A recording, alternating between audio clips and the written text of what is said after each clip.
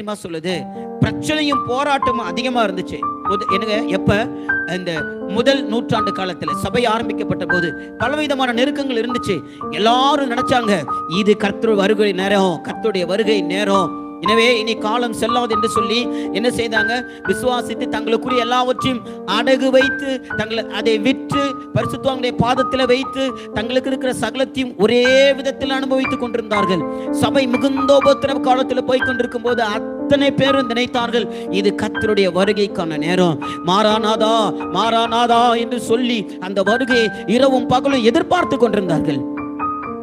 சபையும் கூட அப்படிதான் எதிர்பார்த்து கொண்டிருந்தது. ஆனால் கர்த்தருடைய வசனம் என்ன தெரியுமா சொல்லுது? நீங்கள் நினையாத நாளிகையிலே தான் அவர் வருகிறார். ஒரு திருடன் வருகிறது போல அவர் வருவார். சபை ஒரு எழுப்புதல் அடைஞ்சு கர்த்தருடைய வருகைக்காக தன்னை ஆயத்தப்படுத்திட்டு இருக்கும்போது கர்த்தர் வரமாட்டார். நீங்கள் நினையாத நாளிகையில தான் கர்த்தர் வருவார். அப்படின்னா தேவனுடைய அன்பு தணிந்து, விசுவாசம் குறைந்து, விசுவாசத்தின் கிரியைகள் அற்று போய் சபை கூட்டத்துக்கு வரதுக்கு விருப்பல்ல.